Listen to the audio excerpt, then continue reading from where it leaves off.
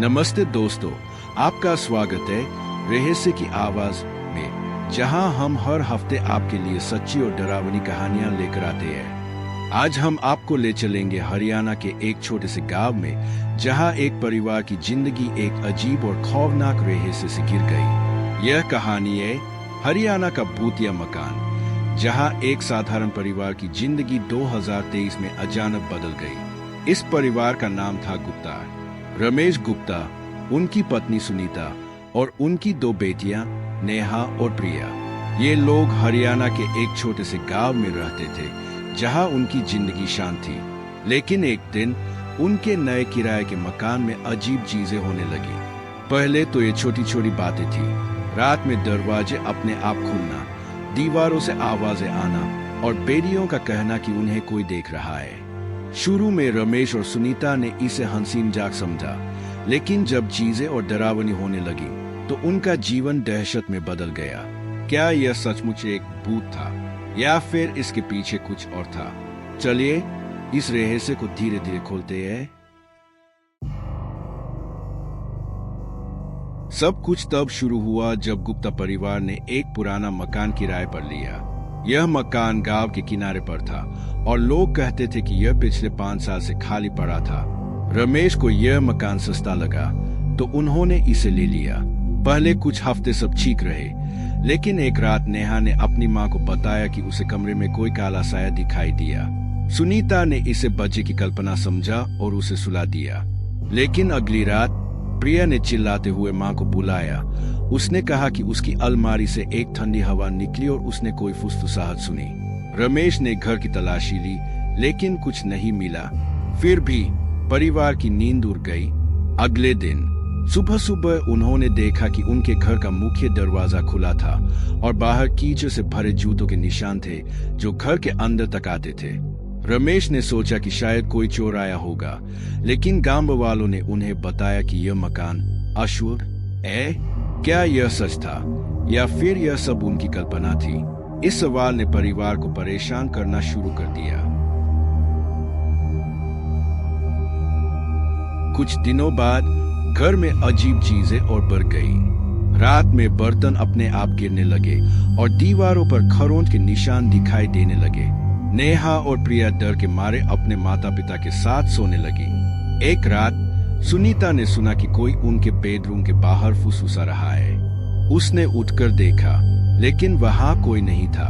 अगले दिन रमेश ने घर के बाहर एक तांत्रिक को बुलाया, जिसने कहा कि इस मकान में कोई अनहोनी शक्ति है। तांत्रिक ने कुछ मंत्र पढ़े और घर में कुछ पूजा की, लेकिन रात को फिर वही डरावनी आवाजें शुरू हो गई। अब परिवार को यकीन हो गया कि यह कोई साधारण बात नहीं है। गांव के लोग कहने लगे कि इस मकान में पहले एक परिवार रहता था जो अचानक गायब हो गया था। रमेश ने इसकी जांच करने की कोशिश की, लेकिन उन्हें कोई ठोस जानकारी नहीं मिली। क्या यह सचमुच एक भूतिया मकान था या फिर कोई इंसानी साजिश थी? परिवार का डर अब अपने चरम पर था।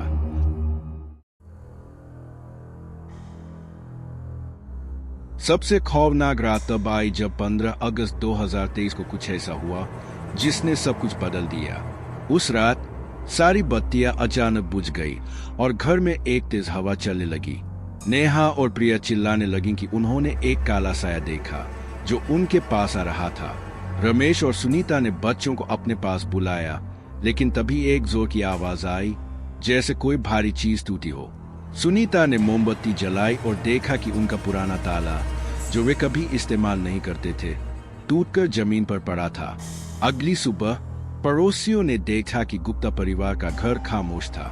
जब उन्होंने दरवाजा खटखटाया तो कोई जवाब नहीं मिला। पुलिस को बुलाया गया और जांच शुरू हुई। क्या हुआ था उस रात? क्या परिवार सचमुच किसी अलौकिक शक्ति का शिकार हो गया या फिर यह सब एक भ्रम था? इस सवाल ने हर किसी को हैरान कर दिया। पुलिस ने जब घर में प्रवेश किया तो उन्हें एक चौंकाने वाला नजारा देखने को मिला। घर का सामान बिखरा हुआ था और दीवारों पर खून के धब्बे थे। लेकिन सबसे हैरानी की बात यह थी कि गुप्ता परिवार का कोई सुराग नहीं मिला। रमेश, सुनीता, नेहा और प्रिया सब गायब थे। पुलिस ने आसपास के लोगों से पूछताछ की और एक पड़ोसी ने बताया कि उसने रात को घर से किसी के चिल्लाने की आवाज सुनी थी, लेकिन डर के मारे वह बाहर नहीं गया।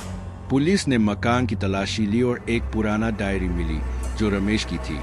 डायरी में लिखा था कि वे पिछले हफ्तों से अजीब चीजें अनुभव कर रहे थे और उन्होंने मकान मालिक से शिकायत की थी, लेकिन मकान मालिक ने कहा कि उसे कुछ नहीं पता। पुलिस ने मकान मालिक को शक के दायरे में लिया क्योंकि उसने परिवार को सस्ते में मकान दिया था। क्या मकान मालिक के पास कोई गहरा राज था?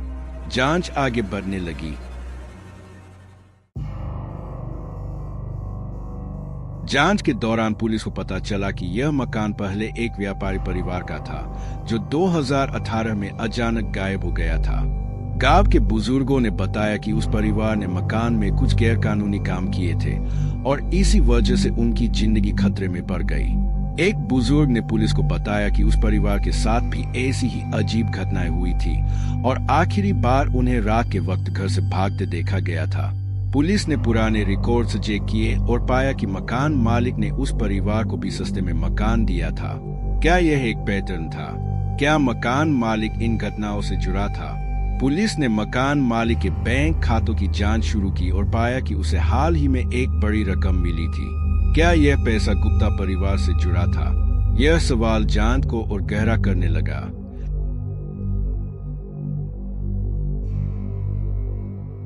पुलिस की जांच ने एक बड़ा खुलासा किया।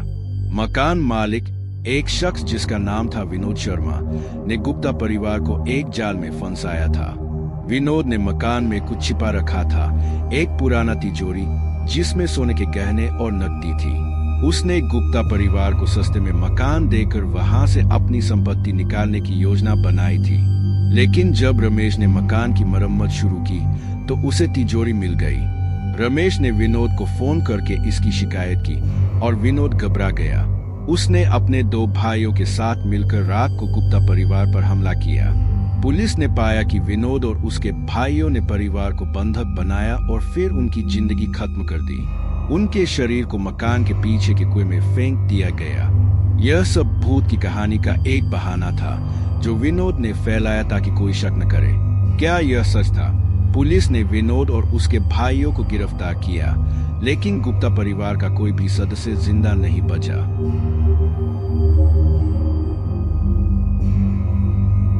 इस घटना ने पूरे गांव को हिलाकर रख दिया।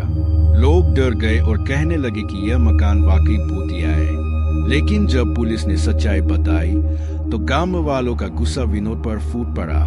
लोगों ने प्रदर्शन किए और मांग की कि ऐसे अपराधियों को सख्त सजा मिले। इस केस ने हरियाणा में एक नई बहस छेड़ दी। क्या पुराने मकानों को किराए पर देने से पहले उनकी पूरी जांच होनी चाहिए? क्या लोग अंधविश्वास की वजह से सच को नजरअंदाज कर देते हैं? कई परिवारों ने अपने बच्चों को समझाया कि भूत प्रेत की कहानियों में न पड़े और अगर कुछ गलत लगे तो तुरंत पुलिस को बताएं। इस घटना ने लोगों को सिखाया कि कभी कभी डरावनी कहानियां सच नहीं होती, बल्कि इंसानों की साजिश होती है। हरियाणा का भूतिया मकान का केस हमें एक बड़ा सबक देता है। यह दिखाता है कि कैसे अंधविश्वास और डर हमें सच से दूर कर सकता है। गुप्ता परिवार ने शुरू में भूत की बातों को हंसी में लिया, लेकिन बाद में यही डर उनकी जिंदगी बन गया। हमें यह समझना होगा कि आज के जमाने में जहां तकनीक और विज्ञान इतना आगे बढ़ गया है, हमें अंधविश्वास से बचना चाहिए। लेकिन यह भी सच है कि समाज में ऐसे लोग मौजूद हैं जो अपनी साजिशों को छुपाने के लिए डर का इस्तेमाल करते हैं। हमें अपने आसपास की चीजों पर नजर रखनी होगी और अगर कुछ गलत लगे तो तुरंत कार्रवाई करनी होगी। सोनिया के केस की तरह यह भी एक उदाहरण है कि हमें अपने परिवार और अपने बच्चों को सावधान रहने की सलाह देनी चाहिए। क्या हम इस सबक को सीख पाएंगे? हरियाणा का भूतिया मकान की कहानी एक दर्दनाक सच है जो हमें सिखाती है कि हमें अपनी सुरक्षा का ध्यान रखना होगा। यह कहानी सिर्फ गुप्ता परिवार की नहीं है, बल्कि उन तमाम परिवारों की है जो अंधविश्वास और साजिश का शिकार हो जाते हैं। कमेंट में बताएं कि आप इस बारे में क्या सोचते हैं और क्या आपको लगता है कि भूत प्रेत की कहानियां सच होती है या ये सब इंसानों की करतूतें हैं। अगर आपको ऐसी सच्ची कहानियां पसंद है तो हमारे चैनल को सब्सक्राइब करें और बेल आइकन दबाना ना भूलें ताकि आपको हमारी हर नई वीडियो की खबर मिलती रहे। अगली बार फिर मिलेंगे एक नए रहस्य के साथ। तब तक सावधान रहें और सुरक्षित रहें। अपनी जिंदगी को कीमती समझें और अपने सपनों को हकीकत में बदलने के लिए मेहनत करते रहें। नमस्ते।